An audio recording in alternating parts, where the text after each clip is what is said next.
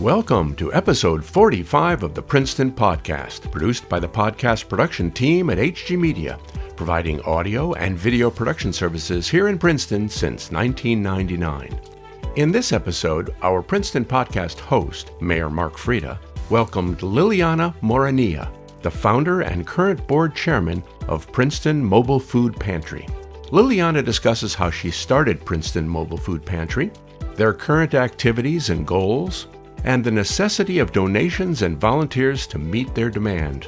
Princeton Mobile Food Pantry serves and supports families in need by providing them with food, clothing, and other essential resources. This episode sheds light on food insecurities within our local community, challenging the upscale stereotypes often associated with Princeton. So without any further introduction, let's join our host, Mark Freda, and his guest, Liliana Morenilla, for episode 45 of the Princeton Podcast. Liliana, thanks for joining us today. Thank you so much for having me. Mm-hmm. So let's start off with, when was Princeton Mobile Food Pantry first formed? Okay, so we started calling Pantry in 2010. I started helping the community with food in 2008, something like that, yeah. So it's been a little while. Mm-hmm. So let's talk about why it was formed. So when we came to Princeton and I started volunteering at one of my kids' public schools, I realized that many of the kids didn't have snack. And because they didn't have snack, they were fighting during recess. So then I started just providing snack for a couple of kids that were with my daughter. And then from there, some other kids approached me in other grades, and that's how everything started, from my pockets to what it is now. Mm-hmm. So has the mission of the Princeton Mobile Food Pantry changed since it was started? Yes. So when we started Pantry, we were at the Panel Center every Wednesday at noon, because this is my lunchtime. Yeah. So the families used to go to us. We were there for 45 minutes, and with whatever we had donated, they had donated to us every Wednesday. Now, after pandemic, we became a nonprofit, and we deliver every other Wednesday. Okay. So, all right, so you deliver every other Wednesday. Yep. About how many deliveries are made? Wow. So, I mean, I'm proud to say, but in a way it's very sad, is right now we are 265 orders. So usually they're for families of 5, so they're more than 1,000 people. Mm-hmm. Wow, that is amazing. Yeah. So how does, I know if we go to drop things off there, or I know my wife and daughter help also with deliveries, but they go over to the Princeton Shopping Center. So how does the shopping center and Eden's, which owns the Princeton Shopping Center, how do they help support you? Well, for us it's key because we need a place to storage food, and we need a place for the volunteers to help us, because as I told you, we have 265 orders, and each order is a bag of fresh protein and a bag of fresh produce. So we're talking right there, 560-something bags. So we need a place to have all the people help us. And then, as you know, we have a store that the store opens every other Saturday with clothing, seasonal clothing, and also cans and every other thing that we have, different things that we have. So to have a storage place for us is key. And we don't have words to thank you so much. Right. Well, that's very generous of the shopping center and Eden's. Definitely. Yeah. Mm-hmm. So do you have other corporate sponsors that help also? Or? So we don't have corporations per se. What we do have are different corporations that they have helped us through the day, like BlackRock came a day and they volunteered and they were cleaning the place when we moved from what was Bon Appetit to where we are now. Yep. So they did that, and different little things like this, they're done. Mm-hmm. I see. And then does the Princeton Mobile Food Pantry work with other nonprofits in town also? So we are very proud to say that we work with, I support the girls Princeton Period, Mercer Street Friends, Alliance Church, other places of workshop. Those from the top of my head are the ones that we get help like every other week. Mm-hmm. Oh, wow. That's great.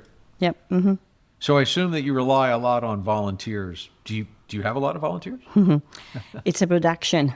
So as I said, 265 orders, more than 500 bags. So for that, we need 15 to 25 people only to pack. Then we need 16 drivers because all those hundreds of bags have to go into squeezed into people's cars. Yep. And this is amazing. And now Princeton University, the different sports departments are helping us cleaning and folding up the cardboard and all that. And then for the store, we have another couple of volunteers who help us, check that the clothes are something that you would wear. And we have different members of the community, the Latino community, who come and help. So we're talking like around 50-something volunteers every other week. Wow. Yeah, it's amazing. Yeah. I mean, we can't live without them. Yeah. So if someone's interested in volunteering to help the Princeton Mobile Food Pantry, how do they volunteer? So you have to go through the website, the Princeton Mobile Food Pantry.org website, because if you're a driver, so there are some requirements that you have to have. And then if you want to pack also, because we can't have like 100 people there because it gets messy. Yeah. So, I mean, we never say no to anyone, to be honest, but you need to go to the website kind of, or send me a text or something like that. Right. So fairly easy to go to the website. Oh, yeah. Princeton Mobile Food Pantry.org. There we go. Very good. Thank you we got that in twice, which is a good thing. Yeah. As you said, the Princeton Mobile Food Pantry is a nonprofit, so I imagine donations are tax deductible then. Absolutely. So we became a 501c3 in 2020, and everything is tax deductible. You can make donations via check, credit card, Venmo, or PayPal, or through the website. Oh, that's amazing. That's great. There's obviously, for a nonprofit, to make it easy for people to donate, having various ways is pretty key. So what do you think it costs to supply the food that Princeton Mobile Food Pantry provides each month to? So each delivery is right now we're around 4,325. That was yesterday, including the 15% that McCaffrey does for us. That it's we love them and we work very, very well with them for years. So that's monthly around 9,000. With COVID, we had the deliveries, as I said, we have produce and protein. When the families were sick, we had to tweak a little bit, like we had Gatorades and soup and things like that. And even right now, we still do it. So if you are sick, they immediately send me a text and we kind of do but that also may increase a little bit the delivery. Mm-hmm. Right. Okay, so that's... Gatorades are expensive. Yeah. Everything is expensive. But that's interesting, right? I mean, that's like $9,000 a month. Yeah. So that's... I'm a lot of money. Reiterating $9,000 a month so people listening understand that donating, providing... So people can donate cash. They could donate food to you. They could donate clothing. So there's a lot that people could do just to help you guys continue to help everyone. All right, so let me ask you a question. Did you grow up around here, or where are you from? I have a Princeton accent. No, I grew up in Spain. I come from Spain, even though my mom is from Boston, Massachusetts. But I grew up in Madrid. My dad was from Spain. All my family is from Spain. I feel very Spanish and very Princetonian. What can I tell you? A little bit of each. So how long have you been here in Princeton? We came in 2007. Okay. So here's a logical question, I think, for me. How do you find time to do all that you do with the Princeton Mobile Food Pantry? Because it's not one person. I have an amazing team. The board members each of them has their own specific knowledge of what they do, and it's run very smoothly because of all of us. Also, it's an amazing, Princeton is a very, very generous and giving community. So all the volunteers we work as a team. So it's my coworkers are amazing. So it's just, it's just like a big bubble of kindness, and that's how we do it. Right. Thank you. All right. I think I asked this before, but people can make. So what kind of food would you accept from people? That's a very good question, Mark. So because we give fresh produce, and we do this because family have asked us for this. Princeton has different pockets that supply with food, but fresh food is right now the most wanted. We have different religions, we have different sick people, old people, and now we have many, many seniors. So if we do provide the fresh produce, well, what we're asking for donations is flour or maseca, that is like gold. Maseca is the corn flour that our families do tortillas with it. So and it's very, very expensive. So we ask for flour, maseca, vegetable oil, and then anything like salt, sugar, spices like that they're like gold for our families. Yeah. Okay. Well, yeah, very important for people to know, to give you things that are actually helpful. Yes, please. Okay, so if I want to drop off a donation of food or clothing, how often or when do you accept those sorts of things? So if you want to come when we're open, quotes, it's every other Wednesday. We're there from 8 until 11-ish because, we're good. We do it fast. So we're there, as I said, from 8 to 11-ish. So that you can drop off then. And if not, is you go through the website and you just, send an email like I want to do this or that, and then immediately it gets sent to me. Or I think everybody in Princeton has my cell number, so they text me and they say I have this or that, and I'm whenever after school I just open and we do it. Right. Okay. So very easy to drop stuff off. Yes. So people make sure they keep that in mind. So what are some of the, I know you mentioned some of the specific food items, but are there other needs right now that the mobile food pantry has that people could consider? Yes. So, also besides money, we need bags. The Amazon, those beigey bags, they're great. Any fresh direct bags that they're big and steady, those are phenomenal for us because we need like around 600 bags every other week. So that's like 1,200 bags every month. So we are in need of bags. And then also, seasonal clothes is like now that starts getting cold, or maybe not. It's like snow boots, regular boots, winter coats, blankets, anything that provides radiators. That's a need. Yeah. Okay. It's seasonal, so it's like we were with flip-flops and towels a couple of months ago. Right. So people should keep in mind, some people go through their closets and dressers and things each season to say, let me see which clothing I have and I'm going to keep. So quality, good, yes. Nicely, gently used items. Exactly. And clean, please. It's, it's what when they ask me is what you would give to your sister is right. The same thing. Yeah. Very good way to put it. That's right. Very nice way to put it. So, you mentioned McCaffrey's, and I think it's important to just circle back to mention them because they've helped for quite a while. So how does that work? I guess they... Oh, it's a relationship. Everybody, they laugh because I call Anthony, who's the manager, I call him like I'm talking to my husband because it's like, so I speak with Anthony every week. First, I always tell him this went well or the chicken was too late. But they're always so wonderful that it doesn't really matter. Everything is on time always. And the staff is phenomenal. So they make things fair. Now they roll the chicken to us and they roll the eggs in a very super kind way. And it is, again, it's a pleasure.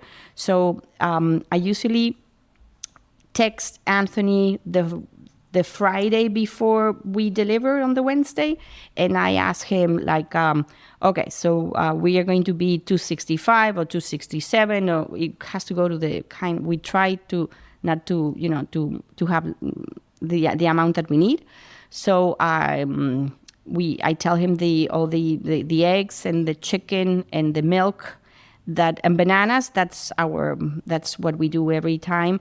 But then is whatever is if they have pumpkins or squash or apples, that is there. That because of the season is less costly. Well, obviously we go to that. Yeah. Right. Mm-hmm. Right. So a big thank you to McCaffrey's for helping out. Yes. Mm-hmm. And then, so you're able to store food in the space you have at the shopping center, or how? Well, we have a freezer, so if we get if someone has tons, this happens all the time. I have extra blueberries, so things like that we can keep in the freezer. But to be honest, is in a second I know a new family that has come and they will be very happy, or if they have carrots. The beauty about doing this for so long is I kind of know who needs what. Right. So or who got sick, right, or diagnosed with this, or is. So that's we help them the minute something comes up. To be honest, yeah. Okay. But extra chicken, we keep there. Yes, stuff like that we could hold for the next delivery, kind of. Yeah. Okay. So let's talk a little bit more about exactly where at the Princeton Shopping Center you guys are located. So when people come to drop off food or clothing, they know exactly where to go and how to get there. So we are in the North Harrison Street Shopping Center. We are at the back.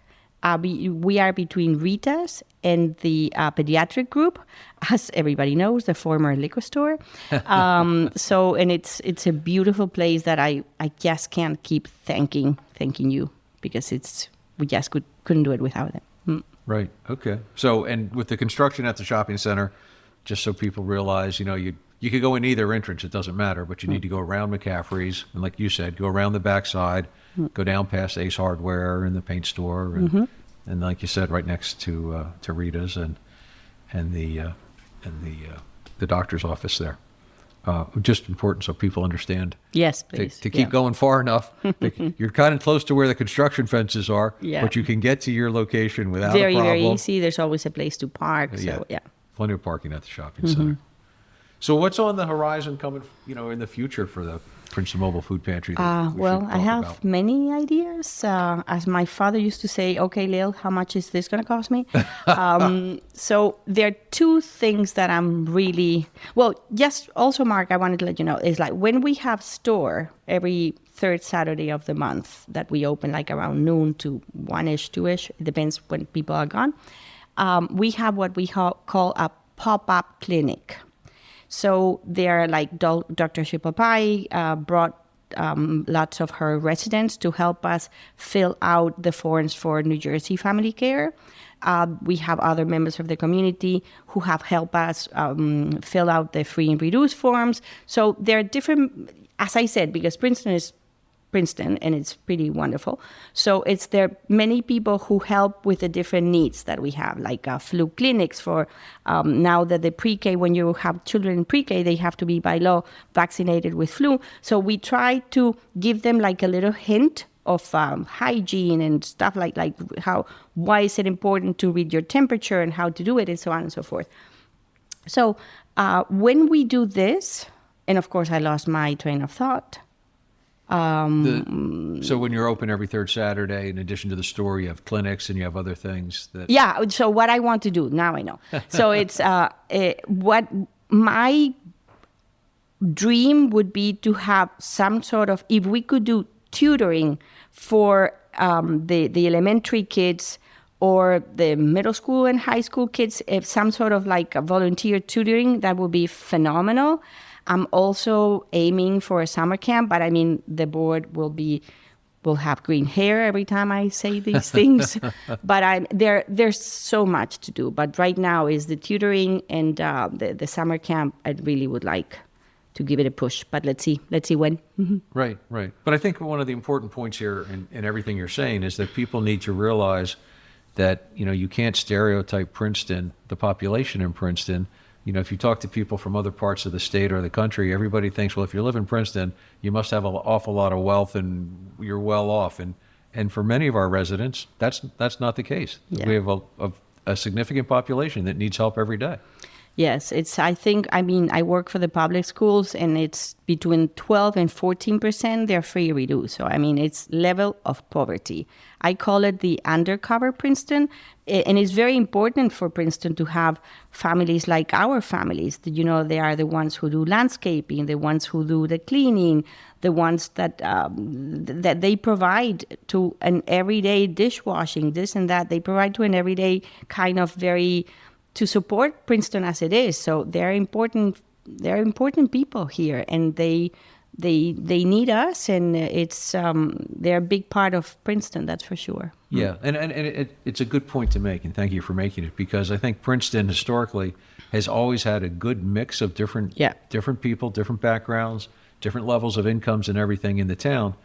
And as we've seen over the last decade and less, is the amazing increase in the value of property and how hard it is to find an affordable place you have no to idea. live in town. Yeah. Right. So, but all these people contribute to the town being the town. Well, it is funny because we're talking about 28 different nationalities, and we have 10 different languages. So it spikes kind of like, when you think about Princeton, there are so many Princetonians that everybody has their own. Yeah. Mm-hmm. Yeah. So we all, well, as you said, Princeton is a special place, and there's lots of people in Princeton that like to help others. And the more we make them aware of your group, of the Princeton Mobile Food Pantry and other nonprofits that are helping residents, the better it is, because there's lots of generous people in Princeton, so we can help direct them to the right places to be generous with. Yeah. Thank you. Yeah. Mm-hmm. I do truly appreciate you being here, and I truly appreciate everything that all the volunteers at the Princeton Mobile Food Pantry do. Yes, we do appreciate it. Thank you. I've been there a few times, and it's quite an operation. It's amazing. It really is. Amazing. You guys accomplish so much. It's really... It's a lot to be proud of. Yeah. So I am very proud of. Good. Good. So thank you very much for being here with us today. Thank you. Thank you again. The Princeton Podcast is produced by the podcast production team at HG Media, providing audio and video production services here in Princeton since 1999. If you enjoyed this episode of the Princeton Podcast, please share it with your friends. Visit our website at princetonpodcast.com, and be sure to subscribe to us on Apple Podcasts, Spotify, Google Podcasts, Amazon, or wherever you listen to podcasts.